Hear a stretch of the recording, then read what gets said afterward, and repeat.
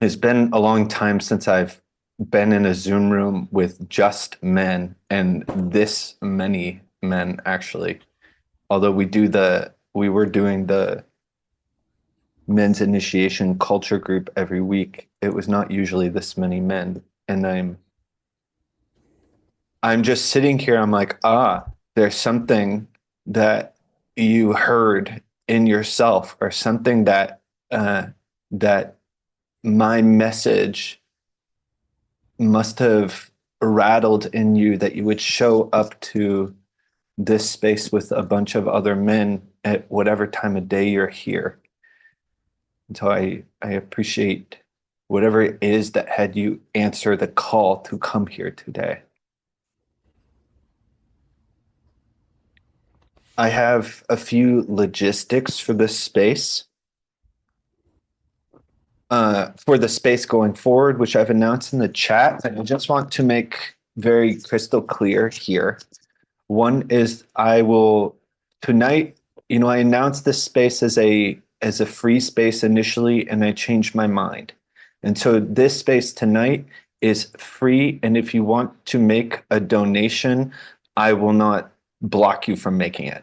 And so I made a suggested donation. You can find a way to pay for this space in the Men's Initiation Telegram group. Following this space, I'll hold 3 additional spaces that are all cut the crap spaces. And I'm making them paid, but after reading John Alba's message, what's really in me is that I'm asking for a commitment from you to show up here and be in integrity with the thing that got you on the call tonight. Meaning the part of you that wants something in you to shift or to die, and that you want to do that with other men, that you're inspired enough in yourself to go do that with other men. And what I ask is you show up to the call 5 minutes early, whether the room is open or not. You and I'll list these out, but actually John got them exactly as I'd want them. It's like you go through an EHP a week connected to you cutting the crap, and you call at least 2 other men from this group for no reason or for any reason, but the purpose would be building a men's culture where cutting the crap is foundational to friendship. It's like that is a part of what it is to have men who are friends on your team. And so this is my offer for this is what I want this space to be, and this is the offer. I'll post that in the group so it's crystal clear. Beyond that, are there any logistics from anybody before we start? Yeah, there's one man here, and on your Zoom, it just says Zoom user. Will you put your Yes, name? I believe that's me you're talking about. Yes. I've joined on my phone because I wanted to have my headphones in. I'm in the quietest space that I could find in the hotel I'm in, and I don't So, know how to change my name. If someone can do that, yes. if you go to your screen and you click on the 3 dots, Yeah. and then you go to participants, Yep. you hold down on your name. Okay. Rename. Fantastic. Thank you, Chris. I also have logistics. Okay. I am in a house where people sleep right now, and I will talk quietly. I've turned my microphone all the way up. If you don't hear me, ask me to repeat. Okay, thank you, Benjamin. That's Anything? one thing. Yes. Uh, uh, I I agree to doing an EHP a week as part of being in the space, and to the other terms that you lay out. Mhm. And I just want to check that, does anybody have any resistance to Devin, your proposal about being in this space? One, Wait. do you have something else, Devin? Yeah, it's not a resistance thing. This is what the space is. So either you want to be in it or you do not want to be in it. And I'm fine either way, but it's not a resistance thing. So then it's being in the space you agree. Okay. Thank you. Okay. Thank you. Already, logistic space is closed.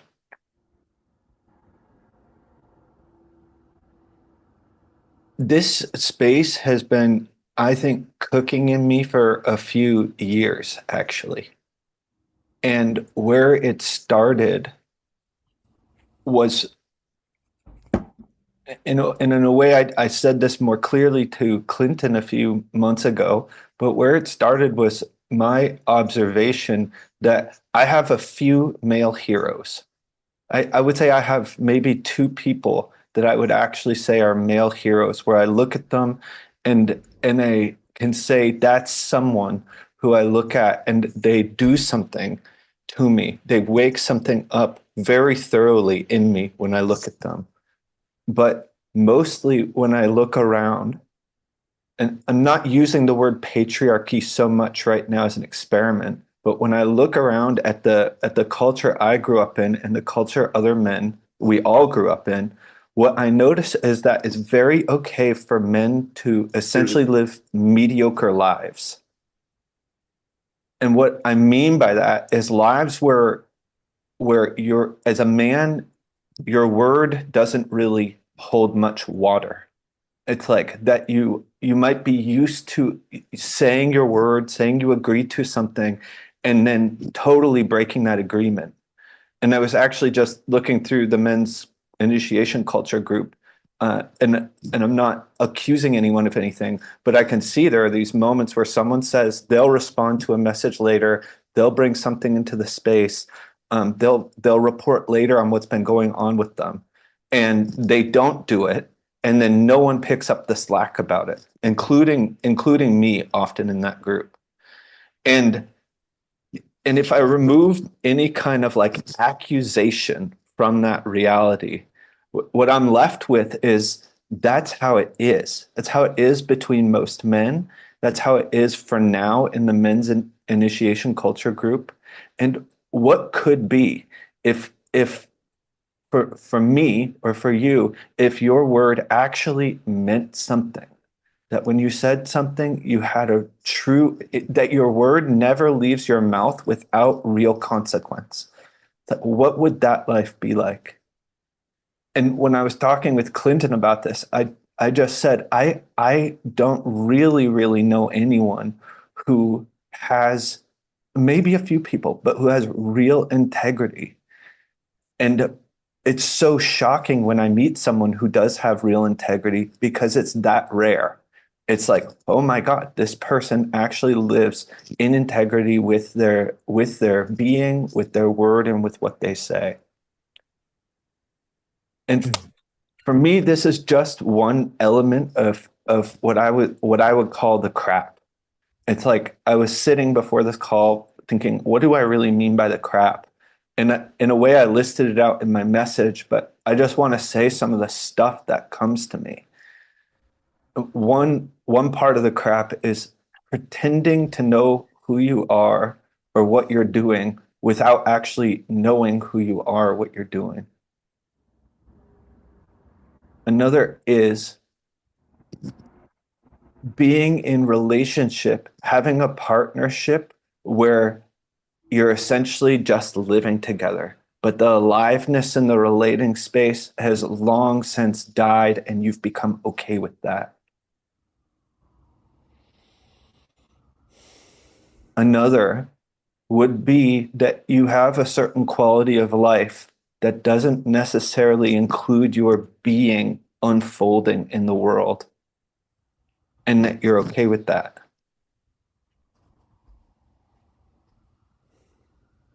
Another would be something like knowing for a long time what you are longing to do, like what the next big leap is in your life, to a point where it's not even a question anymore, and yet you're still not doing it. You're still waiting for, you're waiting for the universe or life to provide you a kind of clarity that it's actually already been giving you. For me, this one's very personal. Like that, I've recently had an experience where I woke up to that's exactly what I have been doing. And what I want partly in this men's group is there's something from me when a man gets really pissed off with me and holds his sword to my throat, and not because he hates me or not because I'm annoying to him, but because it's so painful that he can feel my potential, see my potential, and the pain is that I'm not living it. Yeah. So there's a man named Frank Bay who had this plot of land in Mexico, Chiapas, friend of a lot of people in the possibility management game world, and he died recently. He passed away unexpectedly. And last night I was at his funeral, like his last space. And the thing that I most remember about Frank Bay is him getting that kind of angry with me, being so fucking pissed off at me that I continued to play small and not speak up. And with all the feedback I gotten about my being and what I could do and all of this, it was this moment with Frank that rattled me enough to wake me up. And it was like, holy shit, that is a man completely on my team. Like he is not, he didn't want to kill me, but he was simply not willing to be polite anymore when the sacrifice was my life, essentially. And I want to be in a space with you all where we're training that muscle in ourselves and each other. That's part of what this space is not, okay, how can I hear that kind of feedback and survive it? But how can I hear that kind of feedback and let it work me? And how can I be on other men's teams to that degree where it's like we have gremlin spaces we can call each other about. We have EHPs we can call each other about. It's like I want men in this space to be able to call each other and be like, I need a cut the crap space. You're that committed to me. Here's my crap right now. And help me, whatever you need to do, help me wake this part of myself up. So this is part of the experiment the next few weeks. I'm filling the space with a lot of stuff that I want here, and I also want to hear from you what's stirring. Not a big sharing space or why am I here, but just what's alive in you so far from what I'm saying.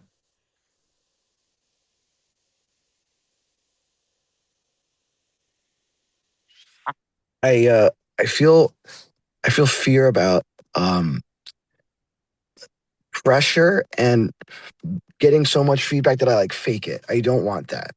And for me, it's really important to have that. I've been researching anger coming from love, and I just wanted to put that in that's so important with this kind of thing because for me, in some like real intense spaces, I can feel myself shifting from a space of pleasing or fear, and I'm a no to that, and I just wanted to bring that into the space. That's what's coming up for me a little bit. Yeah, I don't want to pressure myself, and I don't want to pressure any of you. Yeah, thank And you. what do you want? Say more what you do want. I want to connect love to as the purpose, part of the purpose for all of it, to really be with you guys and be with myself. And I don't know. I spoke before. I spoke fast. Yeah. Wait. What do I want? Yeah, I feel fear. Um, yeah, I'm scared to say that in front of all of you. I notice even now there's a part of me that wants to perform or say the right thing. So I don't want to answer right now because I'm yeah doing that. Um, ugh. I mean, Joseph, will you take a risk anyway and say a little bit about what you do want? Like slice through your own noise or whatever it is, your own performance, you do want something. Yeah. I want to practice using, like, being real, like, and with clarity, like, practice cutting the crap from love, because it really does. I am really sick of it with other people, when, like, my friends in normal life, when, like, the normal shit that we do. And I want to practice receiving that from you men, and really trying something else out. And I want to have fun with it. Um, so that's Okay. what's coming. So yeah, Thank you. yeah. I feel scared when I hear you speak, Joseph, especially this part where you say that you don't want to pressure anybody. Because it's really like you're sourcing a kind of a culture where I could be pressuring somebody by what I say or what I do. And that is not the culture that I want to live in. And I get it, like speaking from the heart, but to give an example, like Austin here, uh, the best feedback I've ever received from you, Austin, was in a space where you were withdrawing a resentment towards me. So I was just holding space. I was not saying anything, and it was not a relating space in that way. And Austin, you were just going, like Austin was had his gremlin out, had everything out. It was unfiltered. And in that piece came such a piece of gold for me. But and I think it couldn't have reached me if Austin wasn't just going 100% without any care, like with, or not care, but not holding himself back. And Mm. that's what I want, like really a culture of radical responsibility where I don't have to walk on eggshells, where I can really let loose and get things across.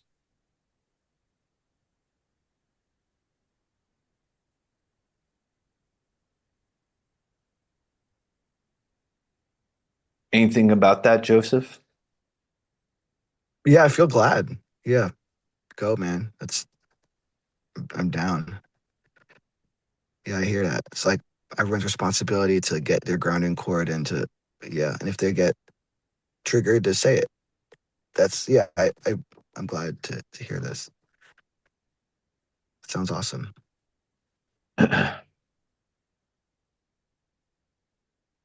My impulse is to just jump. So the first practice I want to do with you is mediocrity practice. And this is a 3-cell mediocrity practice. So we'll be in groups of 3. One person, you are the client. Basically, your head is on.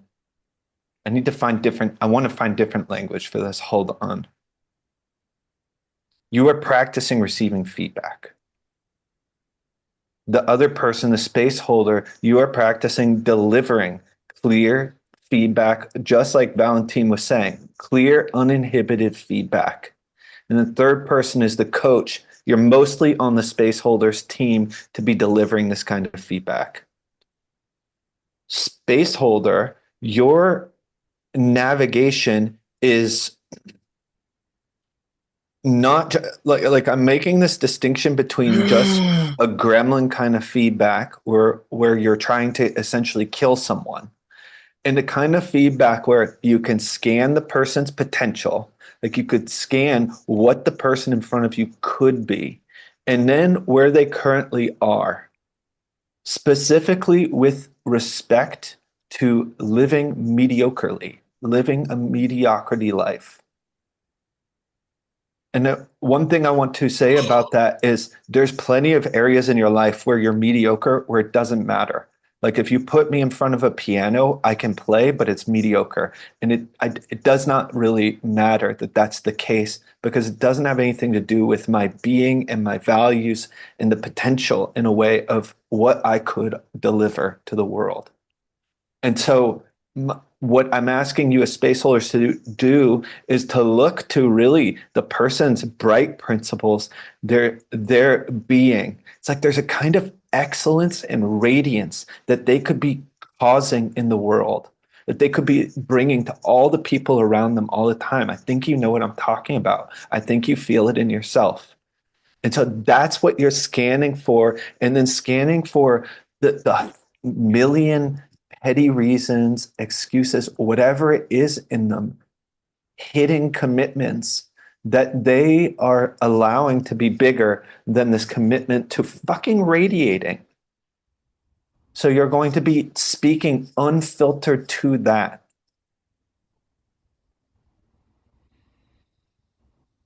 Coach, especially coach for things like niceness, politeness, person trying to be elegant.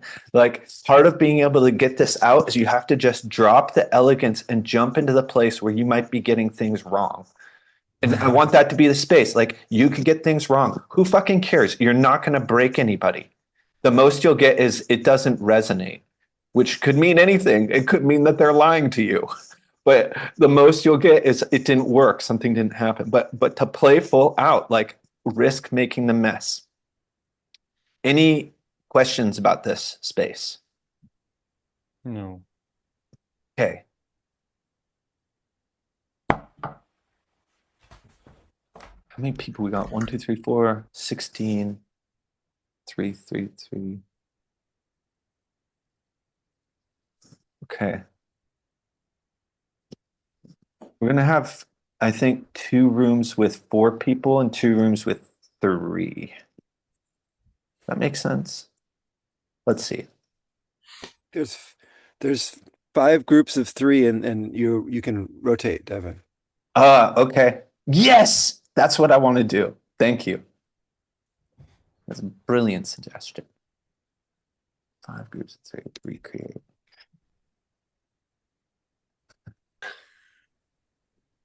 Okay, I'm just going to scan the groups real quick. You know what? This is I what feel Echo glad to has see some decided for smiles me. peeking through because I want to plug into high level fun in this space with you too. Go, men. Rooms are Will you open. send out Have fun. will you send out the timings, Devin? Yes, I will. Okay.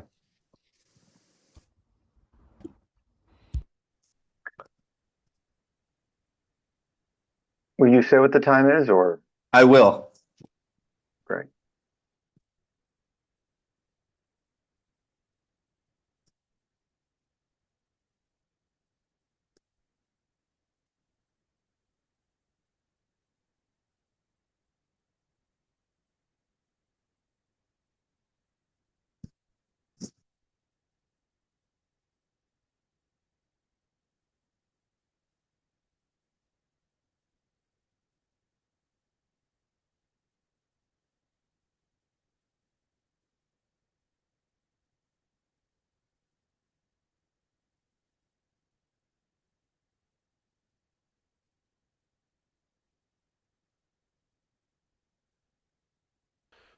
You want Okay. it to be. Okay, who wants to go first as a client? I want. I go first as a client. Okay, go, Michael. Devin, as a client, I don't a thing. I just Yeah, receive who's feedback. who's the space holder? That's the person who's going to be saying ... to Michael.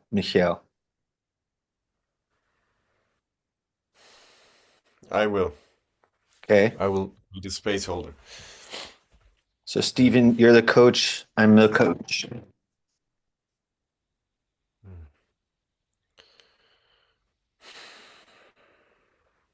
Oh, I want to be nice at the start. Skip right that ahead. part. Just skip all of Yes, that and just go. I see that you are nice. That you're nice, Michael. Like there is this part of you trying to not be really dangerous or really really say something that could be hurting or even be not like intimidating. Like you're filtering yourself at so many occasions, and Go, then Christoph. you're yeah. I already noticed that you are trying to be smaller than you are, and then you speak soft sometimes. Not sometimes. That's also being nice. You speak soft, and I already I witnessed you and your being, and I know there is such a sharper version of you. And I'm not saying that this version of you isn't full of love. Talk more I about the know it is. version. Talk more about the sharper version. Like what's he's leaving something on the table in his life that he could be all the time. Yes, that he knows about it. Yes. Yeah, and you're leaving that behind. You're leaving behind your sharpness. And not also that, you're leaving behind your radiance because you're hiding behind this softness that you carry around, and I see that's a burden. That's just a package you're carrying around.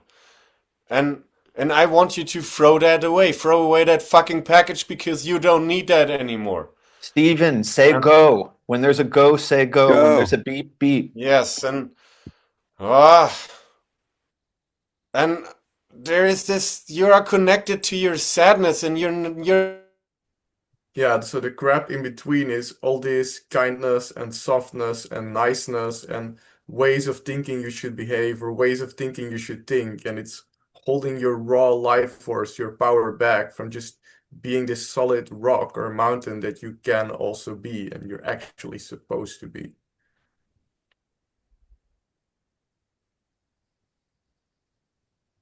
Talk more into the mountain well. Tell him the life he's leaving on the table. Yeah, the life you're leaving on the table is a life of bigness, of actually being alive all the way, of taking and going for what you want in a way that serves the bigger, greater good. And it's like um there's no explanation needed. It's like a unabashedly you just fucking go for it because you know this is the right thing and you just fucking go. And that's what's missing because you're stuck in this, oh, but I need to this and kind and nice and it's holding you back from really fucking penetrating the world with who you are and fucking owning that. And well, Yeah. there's something like allow yourself to be even more like weird, crazy. You have Yeah. scanning that other people don't have. And what you're saying right now is it could apply to so many men. So Yes. what's the strange thing that you see that you have right now?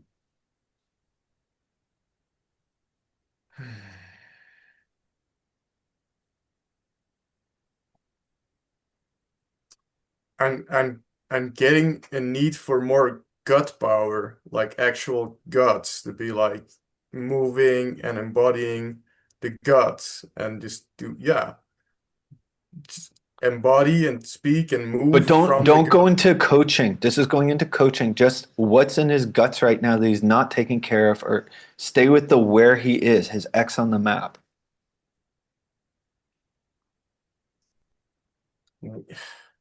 Where you are is a fairy tale. It's not reality. So Whoa. you're in a fairy tale, and it looks like a candy cotton store, and it's not reality. Reality is a lot rougher and harder, and you're avoiding it, and you're avoiding yourself being in in reality in your own aliveness by not confronting it as it is and creating it. Be specific. Well, it's great. Be specific. How's his life? Cotton candy, specifically. Non-mediocre thing that your being wants. Um,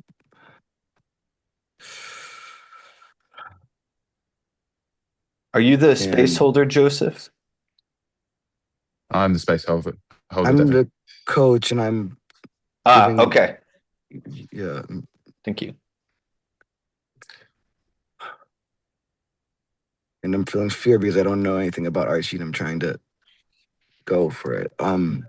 You don't need to. Your scanning tells you so much. Just look at him. Just look at him. You can see what he could see, his radiance. It's here right now. And the parts he's not living yet. Yeah, Archie. Yeah, it's you have this power to be with people in a certain way just from being present with them. Like I can sense that even just being with you now, I can sense it coming from you. This way of that you can be with people. And yeah, I any way in which you hold back your presence, and like even like the way you look, the way you are with people is a way of like holding yourself back. And How? Be specific.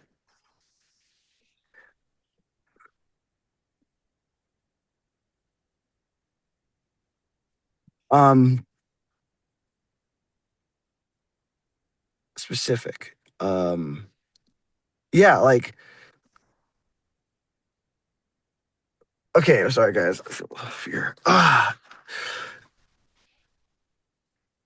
This,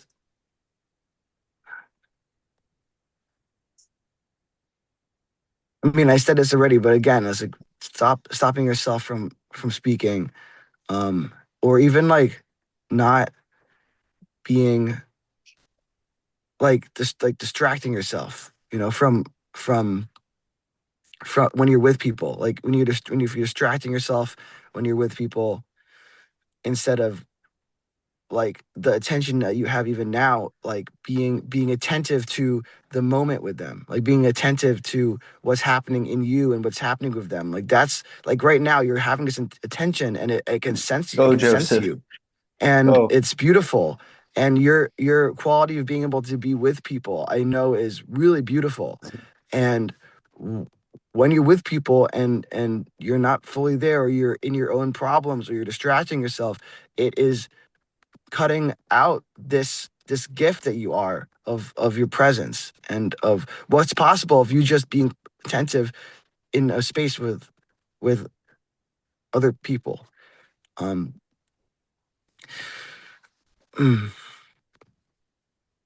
You got one more minute, Joseph.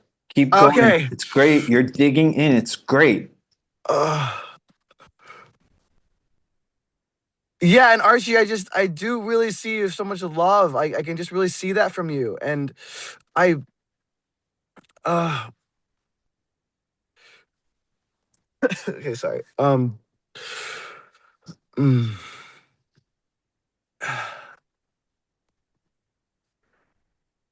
It's like also like following your impulses for what you want to do, like the adventures you want to go on, for like, and inviting your friends, inviting people to come with you on these adventures. Like if you have an impulse for that, I'd say go for it. Like if you have something that you really want to do. Joseph, it's Yeah. not coaching. This is you giving him a next step. Just give him the X on the map. Stay with the X on the map. Okay. You got like 8 Yeah. seconds left. Be with people from keep your next on the map is, yeah, just keep, yes, oh shit, I'm gonna beep for myself. Okay. I'm pressuring myself. Oy vey. Okay, we're coming to an end. Oh, Yeah, just come all the way to an end. I'm going to send out the message. And from all of you, 1 minute of coaching and feedback for Joseph, especially. What worked, what did not work, what could he try?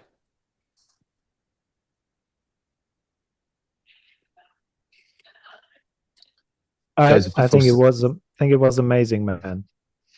Thank you so much. I'm very grateful. Yeah, you have that way of like a surfer. You go on onto the wave, and you use your fear and your anger to be very direct and clear without. Yeah, you don't need to know anything about me. Yeah, it works. It totally works. Yeah, just the pressure doesn't work, obviously, but you already noticed that. Yeah, well done. thank you. What worked was riding the waves and the fear I and the feel anger. sadness, Yeah. Joseph. Yeah. I feel sadness because I could hear your gremlin as well in this space, attacking you. Yeah. And hearing it questioning you, and I feel sad because I see a man with such brightness, with such potential, and you're allowing him to take the driver's seat, and really saying what your heart wants to say. And there were moments, as Archie said, that were beautiful. You really did just allow yourself to surf that wave. But the sadness that this same negative pressure that I saw in yourself, speaking to the voice speaking inside of you, the same thing happens inside of me. And Luca, would you like keep going and just give me the coaching now? Because I feel like that's happening too. It's like, tell me my X on the map. And we're going to shift to a new constellation. Is that what you mean, Joseph? Yeah, that's what I mean. Shifting into a new constellation where Luca goes and then Archie does the space holding, or Luca does the coaching or whatever. I don't remember the terms, but yeah. Okay. And thank you, Luca. I that lands in me. I feel, glad to hear you be on my team. I feel scared you're frozen. You're back. Hey, time's ticking. Time's ticking. I would just jump right in. Okay. So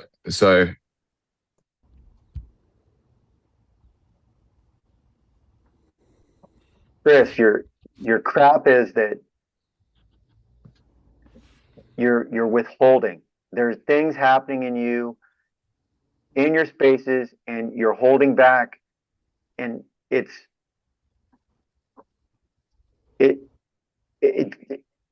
doesn't work. The space needs you to actually fucking show up, not just like your edge. There's this thing that you already know. You already know what's going on, and you play it safe, and it's bullshit. How does he do that? Like, be specific. What is he withholding in particular? Chris is really withholding some very specific stuff.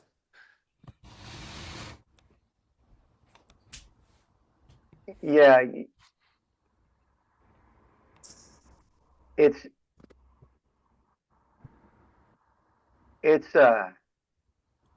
you're withholding that you're barely fucking holding on. You're withholding that you don't have it. You don't have it all figured out, but you present like this, that you do. Like you're just gonna share this piece and just do these things. So underneath, people don't see you. They don't know what's going on with you. It's like a package. You present a package, and it's crap, Chris. There's so much more. You could just let people in and fucking share more of how it really goes for you, and stop being so nice. What's the part he doesn't share? What's the part of his heart that he will not share with people?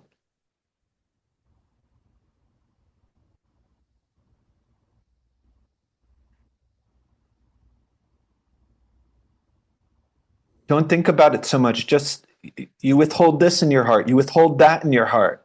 You do it from me. You're doing it right now. Like, you can feel it. There's something even now he's withholding.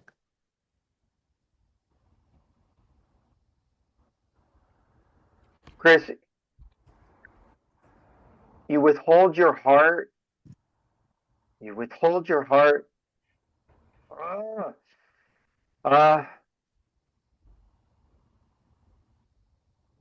Yeah, you withhold your love for other men. You're withholding it. You fucking are withholding because you want to be safe. You want to be nice. And so you don't want to be dangerous. And it's your love. You have love, you have clarity, and you fucking won't show up and just let your heart out. You need to let your fucking heart out, Chris. Yes. Because you want to just be safe. And you could fucking be dangerous and share your heart and love and let people in and see you. Jeremy, don't be asleep. Say go. Say go. Say beep. Stay awake. And fucking, you could make messes and share your heart and be dangerous and not be so fucking, deal with your fear so that you could be there for men and other people. And they could show up for you. They could see you. They could actually touch you and see you. Go. Louder, Jeremy. And what's next, John? What's the deeper layer there? And you fucking you play it safe. You are in spaces with men playing it safe. And you are not showing up and being like, hey man, this is what I see. And maybe it's accurate. I think that it probably is accurate. And you feel fear or you want to protect yourself. And that man is not being served with your love and with your clarity. And you hold these spaces, you have men in your life, and like it just comes down because your bar is here about what you're willing to share, what you're willing to say, and what you're willing to show people. You need to show people what the fuck is going on for you. Yes. And how else does he play it safe? And one other place, yes, Jeremy. Also, you can see what could be. It's like you can see what he leaves. Tell him his potential. I feel sad because Chris, you could be such a bigger man in the space. You could be such a bigger man, Chris. And you'd have to take And risks. John, just one other coaching. Don't mix. So if it's sadness, let it speak as sadness. So don't try to push it with the anger. It'll get in more if it's just one feeling speaking. Chris, I feel sadness because I need you in my life. I need you to be a bigger presence with your heart. To open your fucking self up. It's bullshit. You could be such a bigger man in Jeremy's life. And in these groups, you have so much to bring. Go, And I don't know if it's because you're afraid or what, but there's so much in you, man. And you have the ways of being so elegant, but like there's certain parts of you that are so pissed off that things just don't land if you let those parts speak. They just don't land with the person. It pisses them off. It gives them some time where they're gonna like, I'm not talking to you for 6 months because holy shit, what the fuck did you just? Because it riles something up in them. Go. But it's like they need it. Like this is the necessity that they have. Like stop speaking from the place where people stay close to you all the time. Like you got to take the risk because there really is something in you that's so fed up with they're so fed up with the way that things are, with the life and the oceans and the destruction on the planet. There's things that uniquely that you know are so fed up for that it will just push people away. And you're playing it nice so that they don't get pushed away for a little bit. But at what cost? For what really breaks your heart? For what really you care about? You know how it goes to speak where things land and where things are elegant. You know how to do that. And it's like you're still starving this other part of you that says things that will push people away because you care so fucking much. Your heart has been breaking for this so much because you're not numb to it anymore. And carrying that yourself and then withholding that, like what kind of energy to choke that in and to hold it in? Like what kind of what do you do? I don't know what you do with that, but like there's something in you that's like what cost? Want a place that you want to create, this place where with love and intimacy. I've heard you speaking on love so much since just joining this call, and allow yourself to be that space, create safe spaces for love and for Luca, you have one more minute. Have you been speaking this way most of the time? It's shifted slightly, but yeah, I've noticed a little a fear rising up inside me. Okay. I just have a proposal for the next 30 seconds. That you just yell. You just be angry. So it's a little bit of sadness with which you're speaking. Just be like, ah! Just as an experiment. See what happens.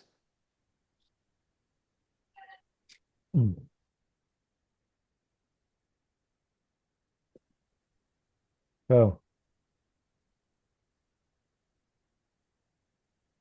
Yeah, it's an edge, right? The internet could not handle it. Oh, Sorry, my Wi-Fi disconnected. This is the only space that I can sit in. go. You have 10 seconds. Joseph. Yeah, Joseph, I just don't want to see you limiting your potential and trying to hide, the gold that you have to give to people, this energy that you have to give, this power that you have. You're going back to the other voice. Try it. Yeah, I'm to scared. raise it. I'm scared to yell because I'm in a hotel in a hotel lobby. I haven't got I found a place that's quiet. Okay. Next time, if you join the next call, definitely in a private space. Yeah, it is. It's just it's private but open, Okay. But yeah. Okay, we're gonna do It's into an just end I in a couldn't check minute of into. feedback. Yeah, Luca, at one point it was really working, like when you really scanned correctly about the thing of kids. And also when you looked at me and you said you see a man, and you were like talking about how I my gremlin is on myself, and like all of that was really accurate and really touched me, and I felt sad. And also at certain points I had to really focus on you. And yeah, exactly what Devin said. If you were like yelling at me with more anger, I would have actually been like more, it would have pulled me in to I had to really, at some points I had to really try to keep taking it in. And Yeah. anger would have is my some feedback to do more of that. But yeah, go man. It really, I felt it. I felt your love. I felt you. Yeah. Thank you. Yeah. Yeah. Thank you for your feedback. There was some time where I felt like your focus sometimes tilted a little bit towards yourself, where you were like telling him, do this, do that, do that. Almost as if like you need him to do that. And but as long as you had the focus really on him, and you were not like diluting yourself, then it really worked, and it was like heart to heart, and you could see that it works by the way that Joseph reacted. So yeah, well done, and trust yourself also. Like notice these moments where you shake your head like you do not believe what you say yourself. So it's a habit. Okay, and then next consolation. Oh, thanks, Devin. Yeah, go Archie. Joseph, for rolling the space. It's your turn to go and empower Luca and tell Luca. Stepping out of these separate spaces and asking the grandma what she needs, like what you can do for her. Are you really out there with your love, with all your love? Have you opened your heart to those spaces that you don't create? Are you there? Do you show up? Do you have a team for yourself? For your evolution? And do you really know what's your next step? Like, do you not just notice your next step, but do you Dominic, really... it's great. Keep going. Instead of asking questions, you're saying it like, do you really know? Just tell him you don't know. You don't know your next step. You're doing this, you're doing that. Yeah, you fucking don't know. Go. You're projecting clarity, but you're not living it. You're not going there. Instead, like, man, you are in a team, but you don't are the team.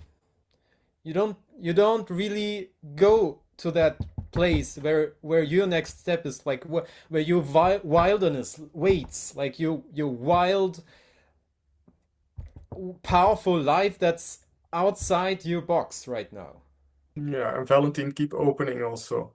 There's also a little bit of energetic pushing. You see if you can let it enter. You've been letting in 2 or 3%, let in 10 or 25. And there's so much sadness. Like I see your whole sadness like building up in yourself. What do you do? No, you don't do anything with it. And that makes me angry because I want to be in your team. I want you to do something about it. I want to really use your sadness to create.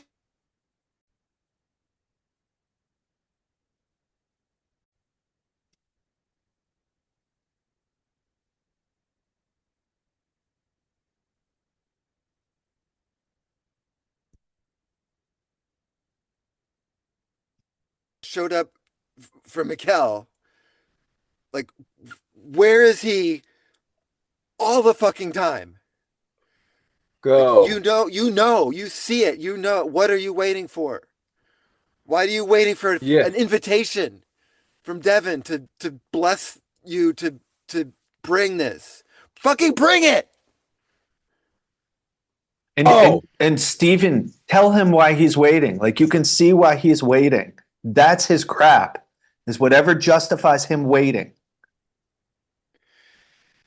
You want to be, you want to be, you want to be, you want it to feel to massage it so that it goes, it lands, and it can he can take it, and there's like a management, like, oh, can he really, is he really man enough to absorb this? He's fucking man enough to absorb it. You see it, and he can take it. Like, the crap is protecting. There's a protecting him. He doesn't need protection. You don't need protection. You need it. You need the delivery. It such a you can bring something so big that he falls on the ground, and then he spends a week like having his mind blown, like with the quality of what you can bring. Yeah, go, Steven. I'm angry because where have you been for the months in this space? What excuse do you have for not revealing what this capability you have, this magnificence that you have? You're king. Yeah, go with that. Go with that. Go with the I king. need that. I Yes. want to see that. I want your leadership. I want your example. I'm Yeah, dying for go. It's that. working. And make it bigger than you, because it goes beyond you. The world's dying for Everybody, that. yeah, everyone in this space and beyond this space, because this is a practice space. This is a place where we build these muscles, and then we can blow out into the world where we're not practicing anymore, and it's alive. And I want to know, like, what is burning, what what is happening for you. Show yourself so that these other men can do the same thing for you. Like, reveal yourself so that we can be on your fucking team.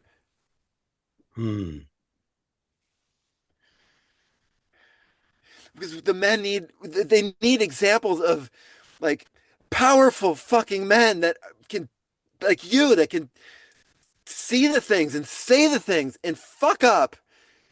Why And is he hiding his stuff? Why is Christoph hiding his stuff?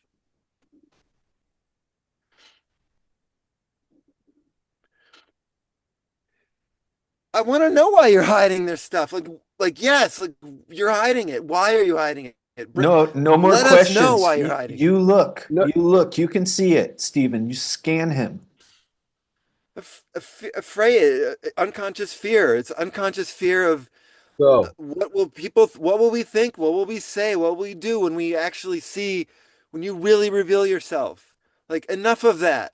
Use your fear to put yourself out here, to reveal, to point at what's the next thing to do. And you know what you're saying is he would have to be big. He would live a very big way. And what is he really scared of? If his life were so much bigger than it is now, there's something there that's scary for him beyond just what people would think.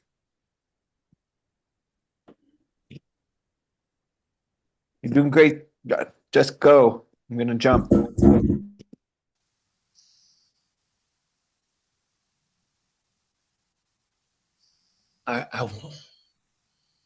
I want to feel your fucking sword, man. You're like your strong fucking heart, and I want it to come out strong as fuck. Like I want to feel that you give a fuck, and I want you to push harder, and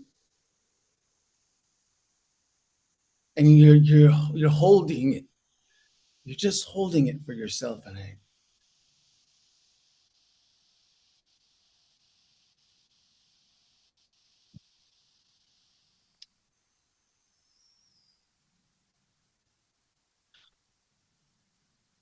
This is time.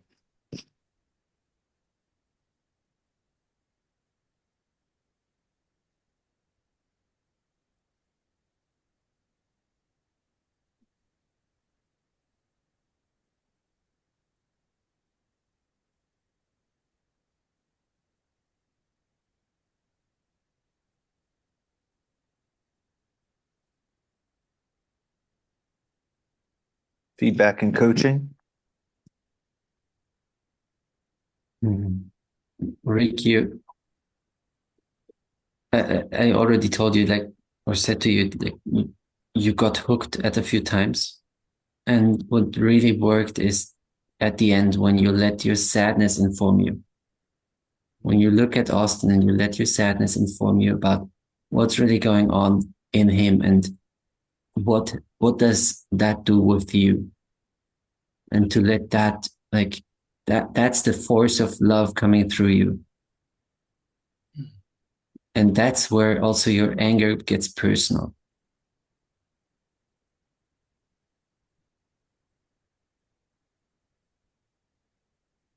thank you.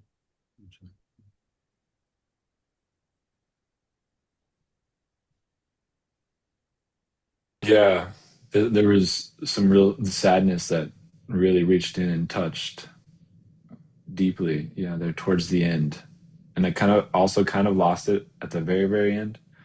But there was a place where Benjamin checked and said, "Is there another feeling?" And the sadness was really rich there, and I really was touched by the love that you brought into the space. And yeah, thank you, Rick. Thank you, Austin.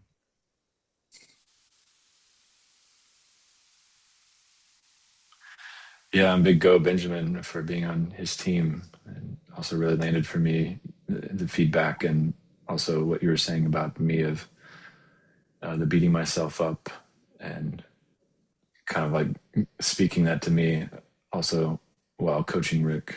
It landed.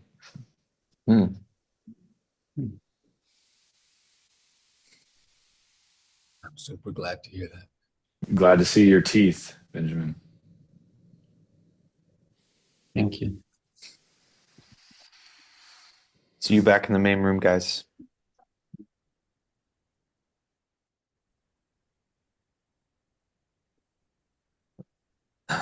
Hello, man. Hello? Yeah.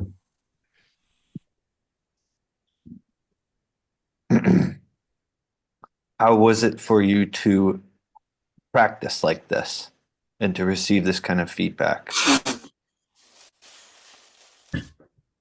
I feel sad because I was holding this back for you about like what I told you. I was holding it back, and he said that like that it takes a space like this, and that I don't just call you in a way and tell you. And what I got from Dominic, I just want to celebrate the mage in you, the fear. It was so accurate and touching. Yeah.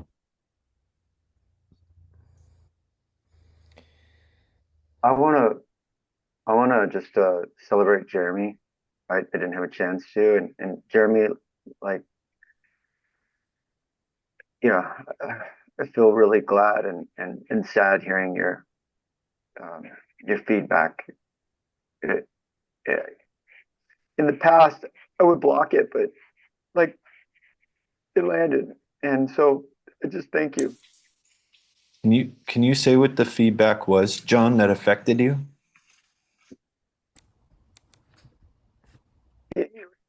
He he uh, he, he talked about like that there's something holding me back, like I want to be liked or something. And I wouldn't let that in, but there's like, for me, there is the wanting to belong that gets in the way of me being in the space.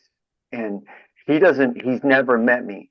And so his feedback was like really like dancing around the core things in me already. And so like probably for the first time, I like didn't let like his words get in the way and just really try to let the feedback in of how it touches me. And so it really landed.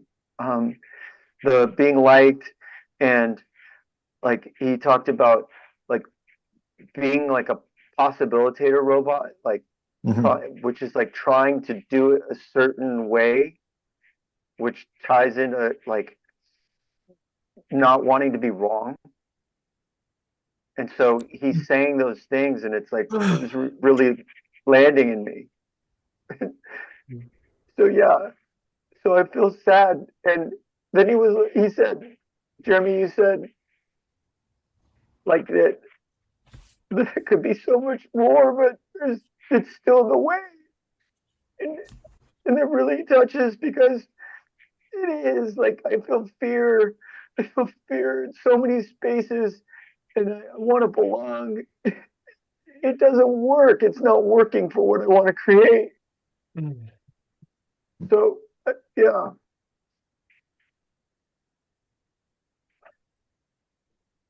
Thank you, John. Thank you, John. Thank you. John, do you want to ask for whatever the next layer about this belonging healing process is? Because it's a process. It's really child needs kind of thing. Right now, can you give me possibilities, Devin? I'm like, who will? is it Yeah, just this. EHP? Just yeah. That would be one layer of it. That would be the first next layer of it. And it seems like Jeremy kind of has your number on it. You could ask him, will you hold space for me about that? Or will someone here hold space for me to go down the next layer of the belonging process? Yeah, will someone here hold space for me about a belonging process? Hold space for you. Thank you. I'll reach out to you, Jeremy. Cool. Go, John. Go, Jeremy. Go. Thank you. I really want to know, not so much necessarily the content of what came up. I did ask you for that, John, and I wanted that. But this practice of having your sword out, getting wild, being radically committed to another man to the degree where you would say whatever you need to say, how was that experience for you? Finally, like I've been waiting, I've been holding back. I've been holding back this kind of love, because I have even while you introduced the practice, I had this, oh no, I cannot do this. I'm too much. The other one will break. All these, like even I have friends who are resenting me right now for being too much. Like all the proof. But my heart and all my parts were so alive in finally saying what's actually up and not holding back my love, like really, and seeing Steven so the way I've never seen Steven so big before. And when I saw him that big, I knew I want to create with him. So then there was a place for more love. So I've been waiting for this practice without knowing it. Thank you. For me, it worked. I want more, and I want more. I've noticed that is exactly the missing piece in my whole fantasy world thing. Like, this having my sword out is just the thing. And it was so scary to practice because of that. Yeah. Because of what? Yeah, because I'm holding my feedback and coaching, like not even the feedback, like this energy, this warrior sword, like stepping into the team of someone else. I'm holding it back even in my closest friendship. Yes. Mhm. Yeah. I think Can you we've been feel how you're trained. holding it back now? Sorry? I said, can you feel how you're holding it back now? Yes. Will you stop that?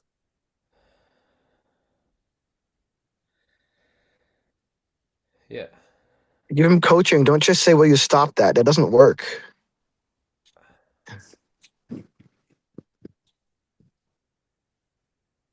I feel angry because when people just say, "Will you stop what you're doing?" it's like the person's learning still. Give him a possibility instead of just say stop. And I feel sad because like Hold on, this. Joseph. Joseph, you're going to dilute. You'll dilute your message. So would you just Okay. stay with Wout? You were just on Wout's Yeah. team to help him coach Yeah. better. Stay Yeah. there. Yeah. Wow. Go. My possibility is to give Dominic a possibility instead of just tell him to stop doing what he's doing because he doesn't know yet. He's still learning, and that's a way to be on his team. No, that doesn't work for me because my stop is a stop and it can land in his bodies wherever it can land. I'm not gonna go with any kind of bloody bloody blah. It's just fucking stop. And I trust that that does the work. Okay. Thank you. Anybody else about this practice from any of the positions? Because also coaching. Like if you were really coaching, you were kind of doing the same thing the space holder was doing. Receiving the feedback or the coaching is powerful for me. As a month ago, we had a space where this kind of naturally happened in here, and I'm still sitting with the direct, like having a man look at you and say, I'm pissed off. I want this. I don't want that.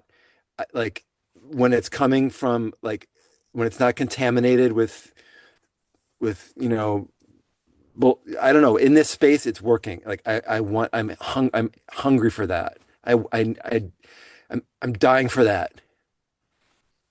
So I love that aspect of this as well. I just I feeling the other man just be like, yeah, I think about it every couple of days. I'm like, yeah, like Mhm. this is in me. I'm just like, yeah, I'm taking this energy, this anger. It's like somehow it's like turning, it's converting into something that that that I need as fuel to show up in the world. It makes me sad because I was giving coaching to Austin and I felt like I was giving something genuine. And Benjamin noted that I was in a story that I was being fed by Austin, and that even in giving my sword to another man to give his sword, I have to, yeah, that I can get caught in a web, even trying to give another man a possibility. Yeah, that I makes me feel don't I sad. don't get it, Rick. Can you say it again some other way? What happened? Maybe say specifically, I did this, he did this, I did this. Yeah, I was telling Austin something like, "Stop doing this. You're playing small. Can you do this? Can you do this?" And Benjamin made a note that I was hooked on into Austin's field of what he was playing, basically in the mechanisms of mediocrity, and so that to zoom out and look at a larger picture instead of being caught into this web of his, and so I yeah, I realized in even in the coaching spectrum how easily I get caught into that. Yeah. The next space is going to be exactly for that. I'm I glad have, it's coming up. I just want to say. Go ahead, John. yes. When I was the space holder, there was a point where I started feeling sadness, and I mixed it with anger, thinking that like I said, to really keep my clarity. But when I was just with the sadness, and so this is like I'm realizing when I was with my sadness, it really worked. It really landed. And I don't know that I have been feeling my feelings, whether it's like the fear or sadness, and not just like for me, anger and clarity are there, but actually tapping into my sadness really worked in the space. And so that was like a huge like realization for me. And it really came and it really worked. And so yeah, I want to share that to check in with your feelings. And that was the feedback even that Jeremy gave me too. It's like that when I'm with my feelings, that it really worked and landed. Mhm. And so I want to do more of that for myself. And yeah. And I'm saying, check, do it. Like check with your feelings as a space holder, and with your scanning, your fear, your sadness or anger, scan scan the person with your feelings, and then speak and say that, because that really worked for me. Mhm. I received some gold of a feedback, which was in order to be more dangerous, I have to be more dangerous with myself and say things that I haven't said before. I hadn't really thought about it starting with me. Did you do it? That was the feedback I got at the end of space holding. Ah, okay. Be more dangerous with yourself. Speak more from the unknown. Yes. Yes. There was, not everyone here knows each other. And I would say that knowing another person can be a handicap actually to scanning them. And so what I loved was going around to some of the rooms and people were just like, I don't know this person at all, and just letting this stuff fly. It's like so much of it is accurate. Human beings we're so complex. We pick up stuff on so many levels. And it's just I'm glad. Go play that way with each other.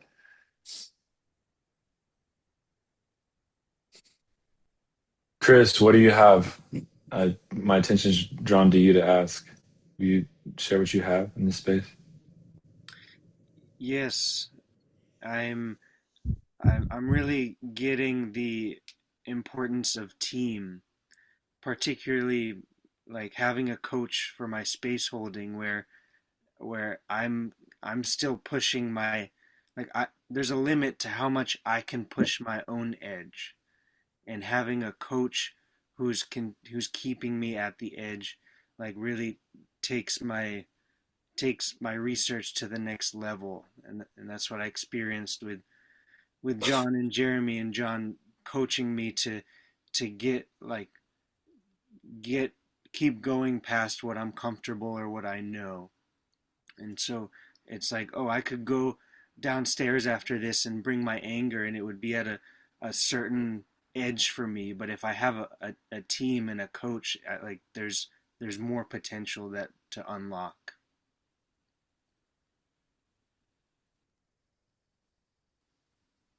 Chris,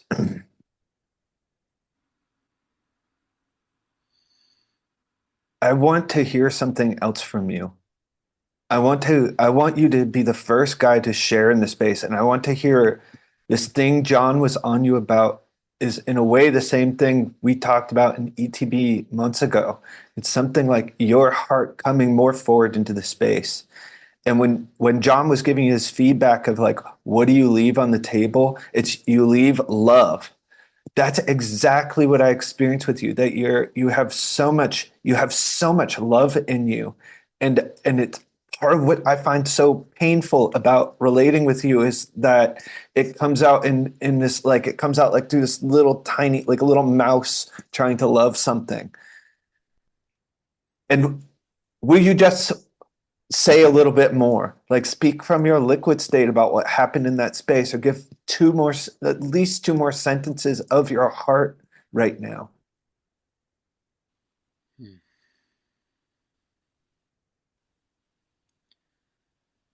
Oh, I, uh, I feel sad because um, I was I was giving I was giving feedback to Jeremy, and Jeremy, I like you're someone that I love deeply, and when I really got how when I don't bring this clarity in my anger, I turn it to resentment, or I use it to block connection with you. And so it's so precious to have this clear space to really say what I see, and to bring it from my heart and my being with anger, and with anger that's not a resentment or something that I've built and festered with you, but that's just clear, and what I, yeah, really what I want with you. And so yeah, I got really the preciousness about bringing my anger clearly in the moment, and the difference of that from swallowing it to resentment. Thank you, Chris. Oh.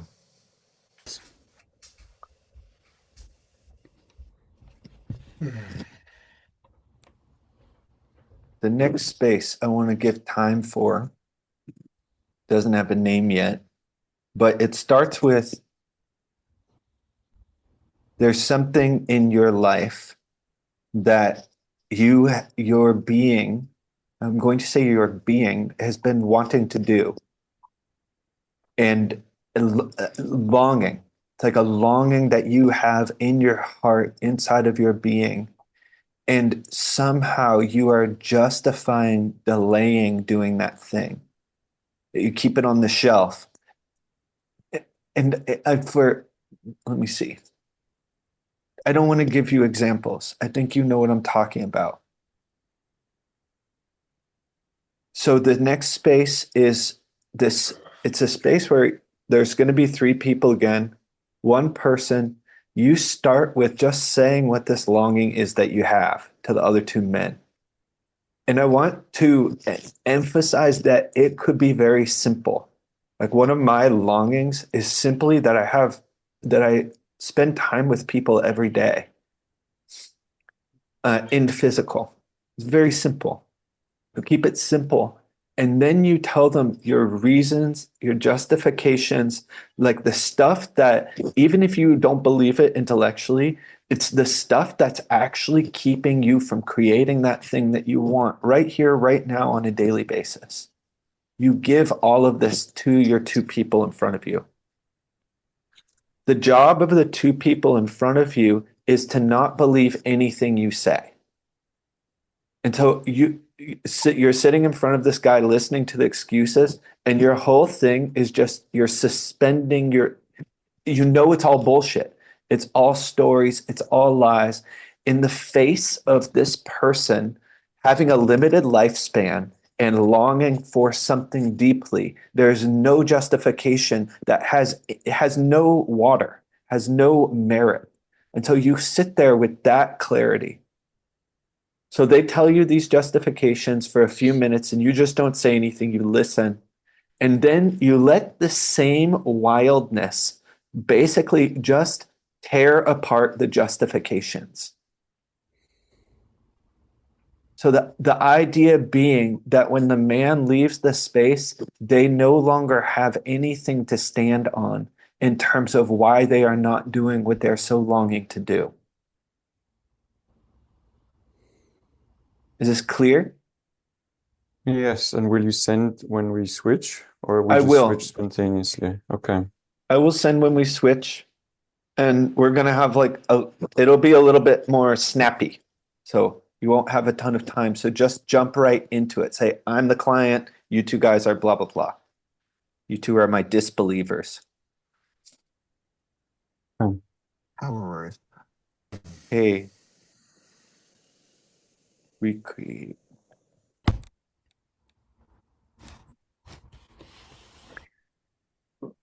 for clarity, Devin, so the client, the first part, they're gonna say the thing that they want, and when will like you're gonna let us know when to switch about the like the disbeliever, like we don't believe you.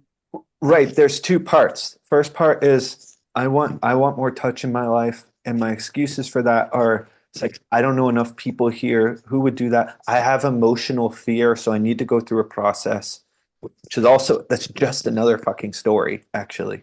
And you sit there not believing. I will tell you when to go to the second part. So that's the first part. The second part is you just go to town on each of these justifications, pulling it Thank you. apart. Yeah. Go to town. I don't know if everyone knows what that means. You do what you just did in the previous space. The rooms are open. Good luck, men. Go team.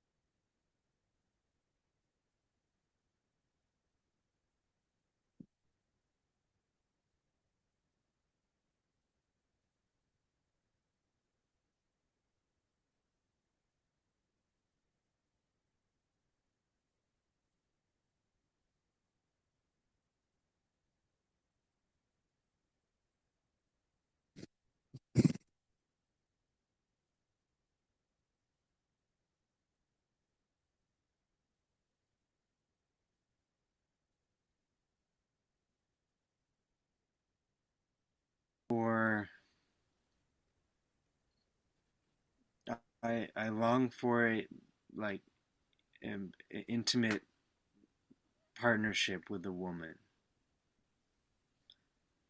and I I don't create this because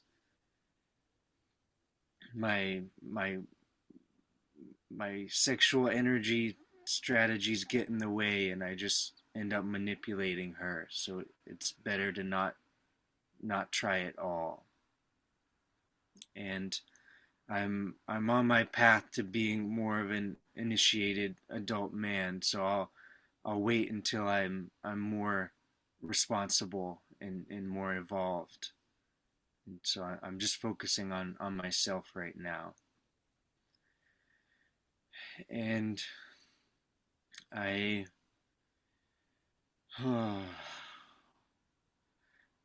yeah, like I'm also I'm just wanting more connection with men, and I need that first, like to have this strong foundation of men's spaces and men's teams, so that I don't rely on her for everything that I want.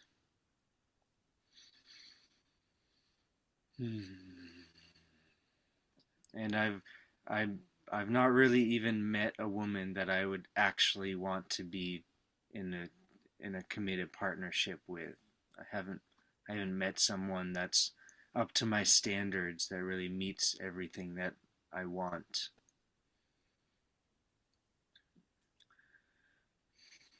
And I I need to be in a partnership with someone that's also evolving and taking their own responsibility. So in that way, I'm just mostly just limited to possibilitator women, and I haven't like really can like the logistics doesn't work. There aren't many possibilitator women that are around.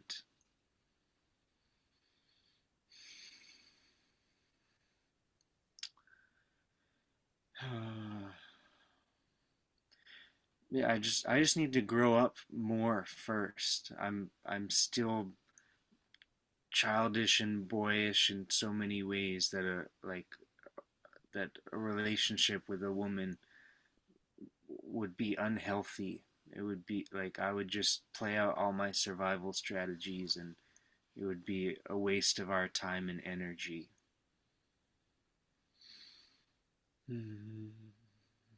Okay, we are going to shift. Chris, you can scan that. You can scan that. You know these survival strategies. It's a learning spiral. You can get with a woman even if she's not perfect and learn and have a team of men and be there with the woman and share vulnerably about what's happening and hold the space. And you are this man. You have this. You can do this. And if it doesn't work, the relationship can shift and you can relate with another woman. You can start right now. You could talk to a woman, right, and go out and find someone and see someone and start by relating. Chris, you will never be perfect. No matter how long you work on yourself, you will not be perfect and you will not hold up to your own standards because your standards keep rising with the level you yourself develop. And also, like, what the fuck are you saying that like you're limited to possibilitated women? That's such a bullshit. It's like you say that a woman, this magical thing called a woman, would only hold up to your standards of transformation, of working on herself if she's a possibilitated woman. Like, go out there, when you take the decision, she will show up. It's another thing. Like it hasn't worked out. It's your move. You take the decision, the universe will answer. But right now you're expecting the universe to make the first move. Mm-hmm. And you're on some kind of like purity path thing. Like you could purify your, I don't know what you're doing with it, but you're living a fantasy and you're disciplined enough to live that, to do the purity thing and try to hit the fantasy. It's like you already have everything that would be needed to hold exquisite space for a woman to unfold. I think you are just scared of what you become when you commit to that, what kind of supposed freedom you lose and what you give. It was in the call yesterday with Esther. It's like, you would be like that. And you would be as committed to that as you are to the purity path. But right now you're supposedly free.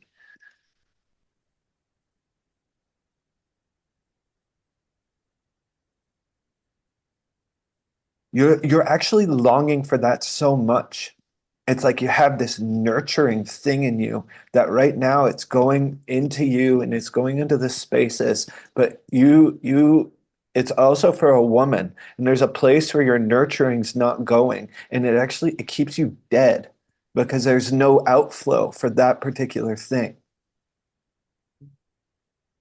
And the first thing you said was about sexual energy, and I didn't even get what you mean, but I get that your gremlin just enjoys being not having that commitment to a single woman, not having the commitment, not really focusing your intention, your love, and your sexual energy in a relationship with one woman, but having that freedom of just like you say you're working on it, but yeah, that your gremlin is taking that and really spreading it around also.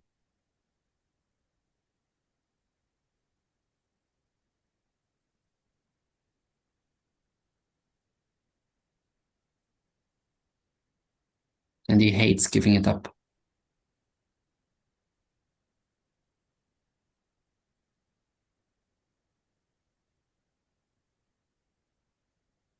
You can do it to yourself too, Chris. You have one more minute. You can take the rug out from yourself.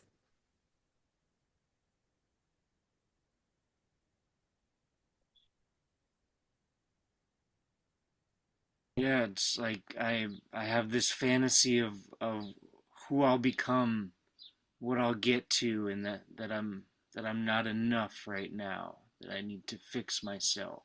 And it's as you said, Benjamin, like all that fantasy will always change. It's not something to reach. And so it's just a way that I say, "Oh, I don't have what I need, what I want right now." And it's a way that I block myself from seeing what is here.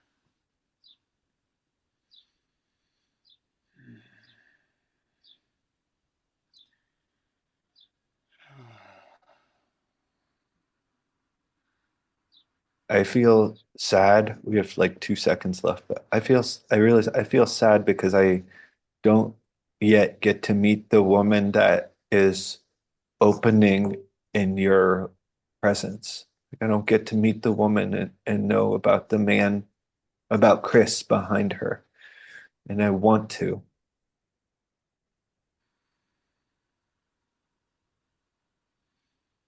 We're switching. Thank you, Chris. Oh, Chris. Yeah. I'll go. I'm just came to me because I've blocked this longing, and what I long for is, I feel scared to say, like a house that I can really. I want to create a space where I can just get up and really commit to practice.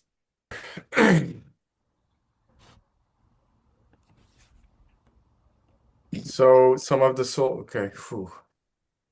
What do you long for? So I'm basically avoiding to take action on what I know already for a long time, and it's just starting to gather more dust. And some of the things I know is that I'm really good at coaching others to live their highest purpose and live their soul and live who the fuck they came here to be. I just have a knack for that, to call it out. And I'm afraid to show up bigger and to be more visible and to be known as a healer or whatever, do it in public. And so I'm not making events. I want to do a weekly event where I just offer an open space and help who I can help with whatever I gathered in 10 years of fucking inner work. And so there's that part. And the other part is my inner child fucking loves to play with food, and I'm not allowing it to play with food. And I fucking hate it because it's like I'm blocking my whole life force. And I feel so much joy playing with food. And then I get stuck in, oh, I want to create food snacks. I want to create a restaurant. I need a mentor, blah, blah, blah. And nothing happens. Maybe I don't even cook properly for myself. Like I cook quick meals instead of with a lot of love. And so it's messed up. I feel sad when I say it, actually, that that's how it is. Like I'm denying my own love to come forward. And I think delivering love through food is one of the most beautiful ways to nourish a What are being your of all. excuses? What are your justifications for not doing that? Yeah, that it's a long path that will take a lot of work still and a lot of dedication, and I'm just too fucking lazy, basically.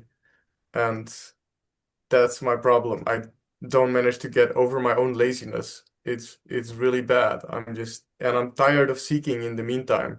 I just don't even know how to get out and onto the field and do it. And I get stuck in it's not good enough yet, I don't know enough yet, and I want to find it perfect before I actually do it. I want to find the perfect mission statement or the perfect. I try to grasp it and it seems ungraspable, and so I'm tired of seeking the ungraspable and I don't get in action. And I feel sad that I get stuck on being sad that the existence cannot be grasped, or my box or my mission is just so ungraspable, and it's not in touch with reality. So I keep in that loop because I'm actually fucking resisting being alive, and I don't know how to fucking get out of it.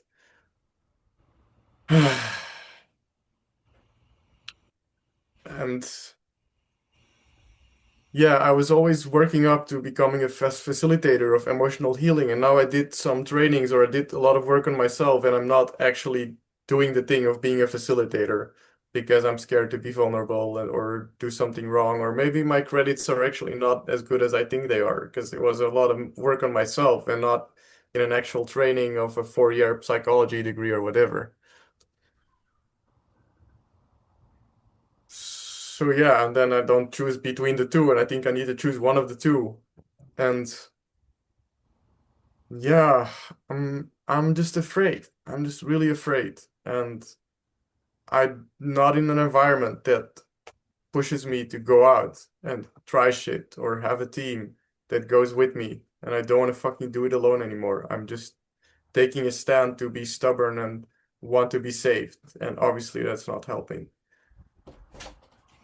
Hey, we're shifting. This thing is going until 10.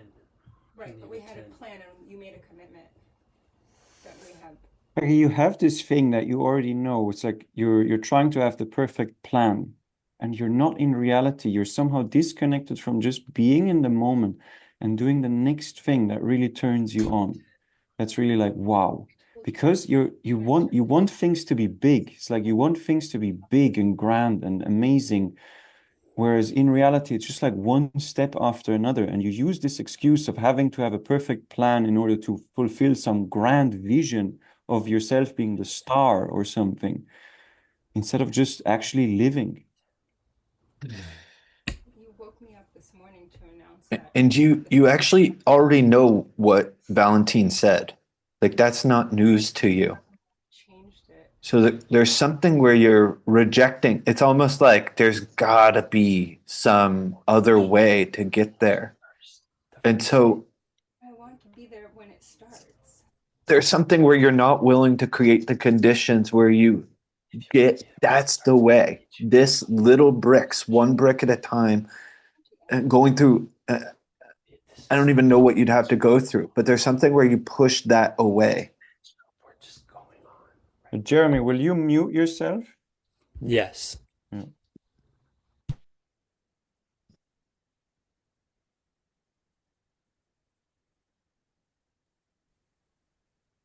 I think you're just too comfortable. Like you've designed your life in a way where you're kind of comfortable in your nook where you don't need to change, and you pretend to want to change, but really you're comfortable enough. Like you enjoy working on yourself, trying the next thing, doing the next thing. But it's not about when it comes to really doing the thing, like you've prepared yourself for so many years and you're still preparing and you still think you need more to do. And instead, it's like you don't want to. You don't want to actually take the step because it would mean you would have to leave your comfortable tiny house in your parents' land. Mm-hmm. Yeah, it's driving me. No, wait, I'm not supposed to talk. It's driving me nuts. I was gonna say that. Yeah. Also, Jeremy, I really want you in this space. For me, this doesn't work. It's leaking the energy.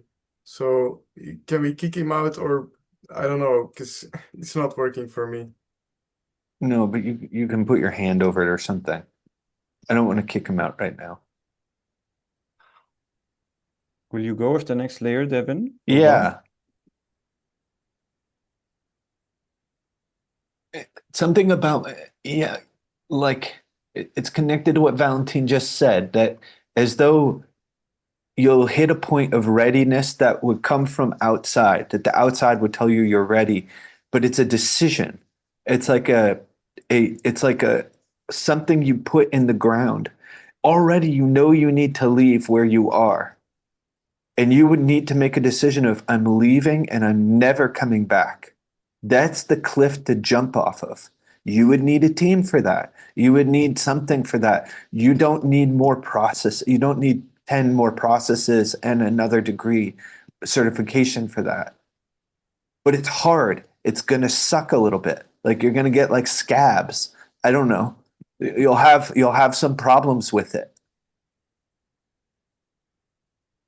There's something where you don't rely on the wind, like there's wind at your back. Really, I've met you here recently. There's stuff that wants to come through you, and you think it will start coming through you first, and then you can make the leap. That's not the fucking agreement, though. You jump first, and it has your back. I don't know where to jump. Like and the bullshit excuses that you give, you know they are bullshit, and there is like you derive enough numbness from your current environment to not let the pain of that you're not living your actual life be big enough. It's like your gremlin has staked out a life where you can get numbness through things that are supposedly good. So if you stop doing anything, if you don't practice anymore, if you don't do the next thing, if you don't do a process, if you don't go to a training, if you just stop it all, you'll be confronted with the pain, which is really the next step, which is really your direction. Okay, we're shifting.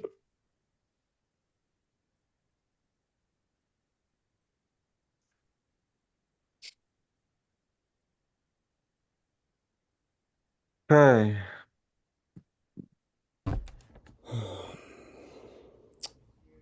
Guys, I want to bring into the space something of my own integrity, which is that I I mean, promised. just leave or stay. Don't. Okay, What are you doing? got you. I will leave now, guys. Okay. Bye. Okay. Bye, See you, bye, Jeremy. Wizard. Bye, Devin. Bye, guys. I'll hang out in this room. Okay.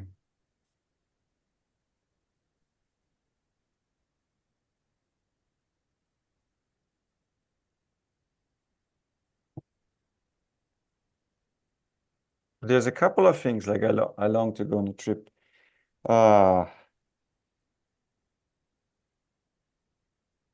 Just start anywhere. You don't have to get it right. Okay. I long to take a stand for that place in India. Will you stop doing that with your face? Yeah. Yeah, I long to take a stand for that place in India. And right now I'm not doing anything at all about it. I'm just gonna go. I have a hit that something nearer to you right now. Okay. I mean, I long to be an ETB trainer, but it's also quite big. And the near thing would be I long to just open my heart to my partner. To just be really, really vulnerable. That one. And to stop playing all the games and to just own what I've been kind of doing and just receive, like actually let in what she has to say. And my excuse for not doing that,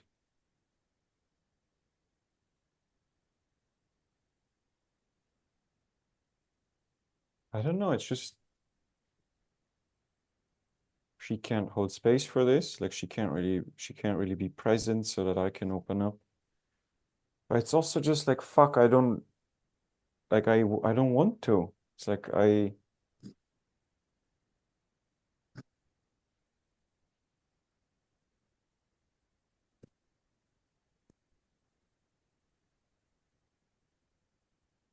also like we're just gonna spend the rest of our lives together, more or less. There's no rush, you know? It's like we have time, can build slowly, step by step, foundation by foundation, brick by brick.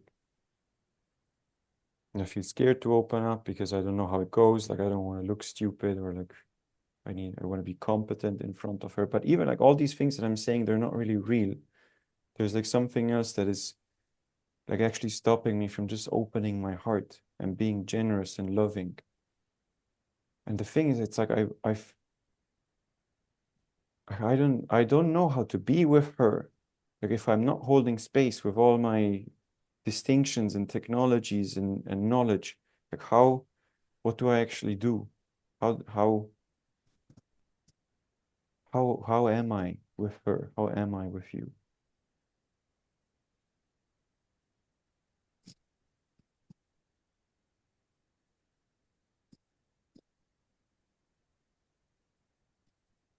And it's just not that important. There's this thing of it's just not that, it's good enough right now. It's good enough. We have enough intimacy. It's enough beautiful.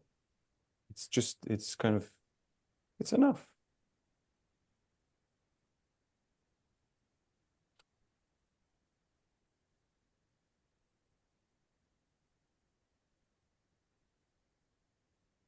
And I don't want to risk like really, because if I would start becoming real, that's also another part, the game I'm playing right now is like it's like I'm not really there. I'm holding space, but I'm not really saying what I want, or like it's not quite accurate. But if I were to be really radical, I'm scared it would just blow up the whole thing. Like I don't want to be living with the animals, but she has animals. Like how I cannot not say no to We're the animals. shifting.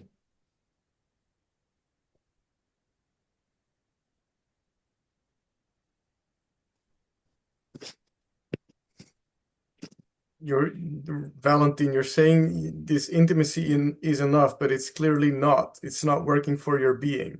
So you're bullshitting yourself.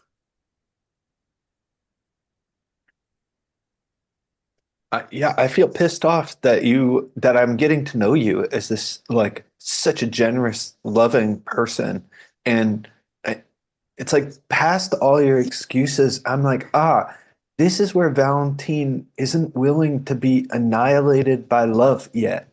It's like he's not willing to let that much love come through him that he wouldn't get to know who he is anymore. And it's such a fuck you to love.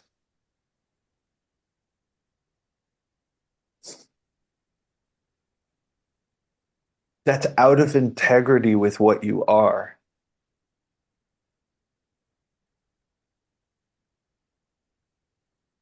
You want it so much, and the fact is, Nusha can't source it. You'd have to source it. It's like, and it's almost like you don't think you could have anyone around. Like, here's what I want to say. It's like I would be so on your team to be by your side to find out how you could love more. And I didn't even know this was happening for you. It's like, God, I fucking hate that. This is a big deal that you want more love to come through you, and you never fucking said that.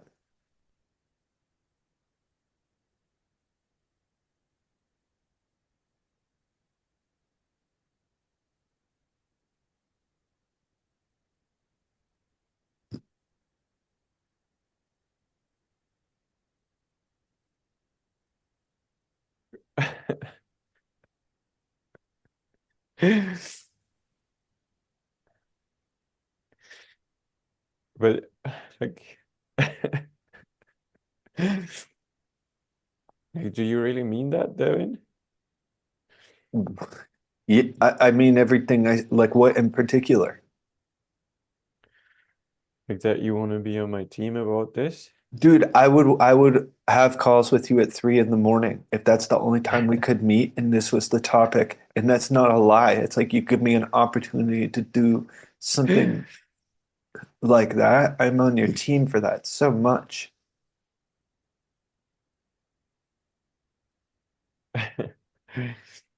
Okay.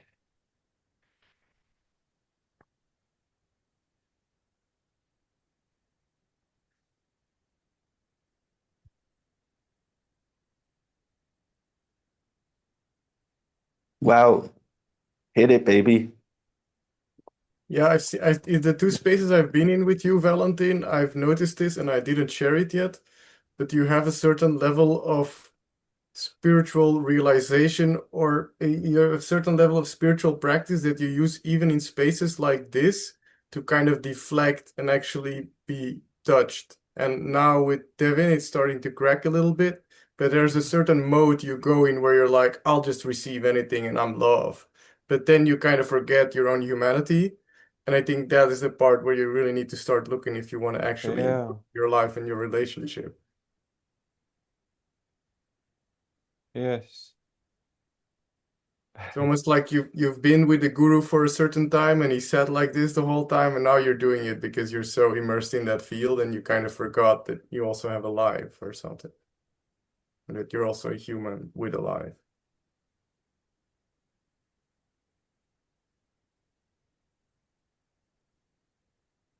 Yeah. Yeah. Now I'm seeing more of the human. Go.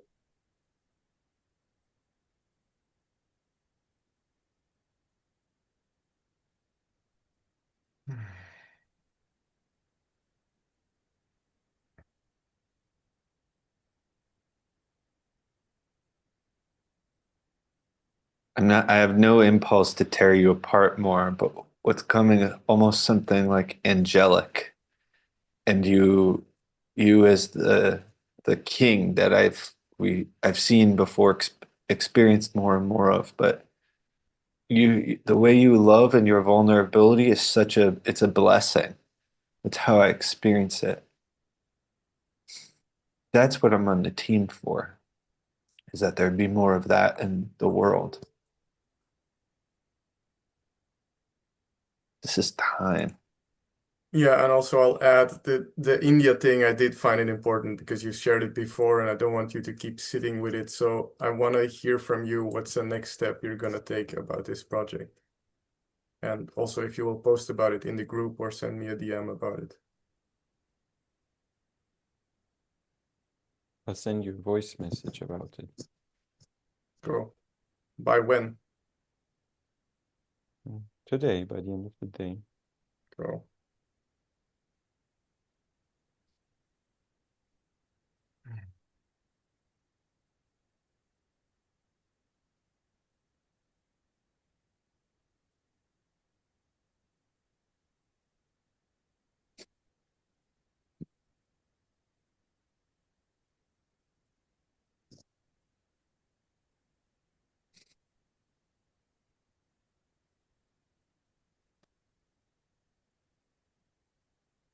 Thank you, man.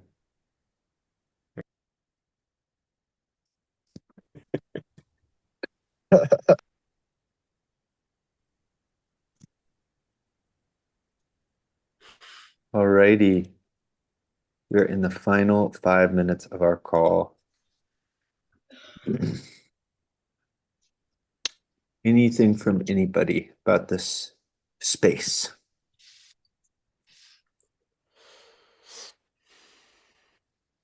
I really had fun.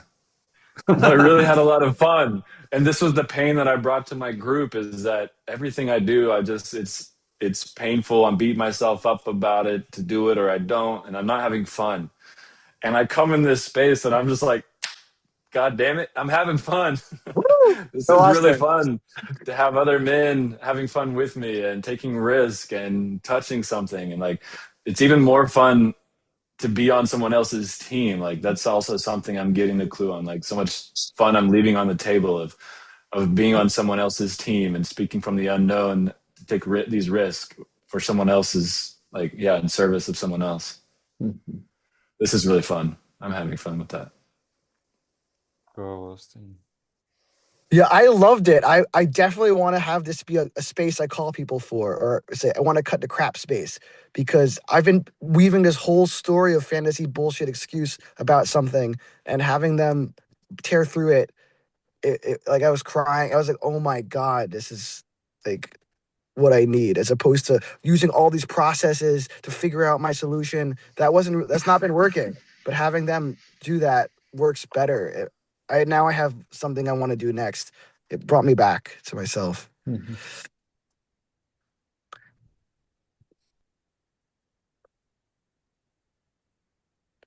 Yeah, I'm sitting here with like a grin on my face and this wonderful fiery feeling in my heart after being like magnificently dismantled by the other two men. It's ah, it's just it's so nourishing for my heart. I'm so grateful for that.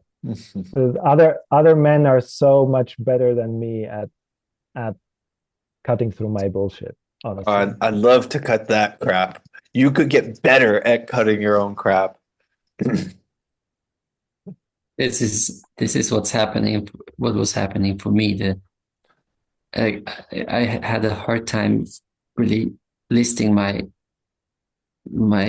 reasons, because as soon as I said that, I started not believing in myself, and still it was very valuable, and like getting that from Chris and Joseph to go another layer deeper, where I don't just not believe it, but I also feel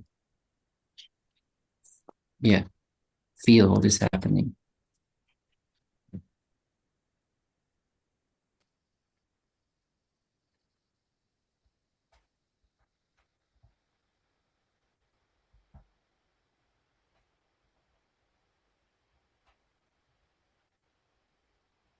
I feel glad to have the cut the crap space, and I feel glad that you brought this forward, Devin.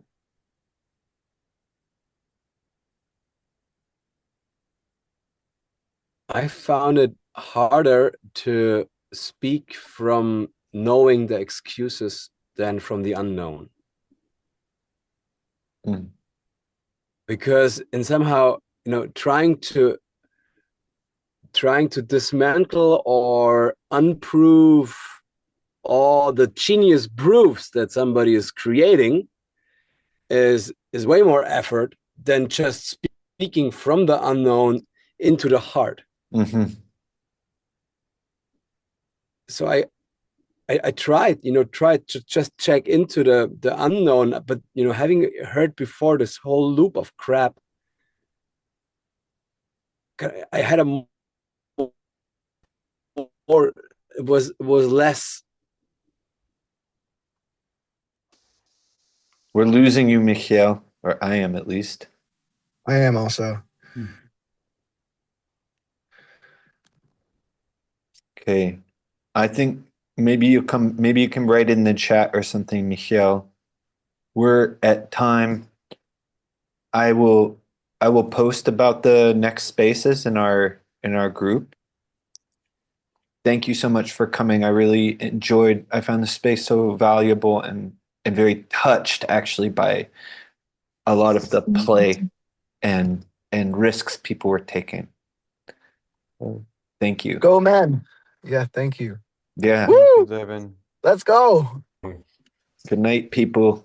Thank you, Devin. Good Good morning, everybody. Good morning, whatever. Team. Good afternoon. Good afternoon. Bye.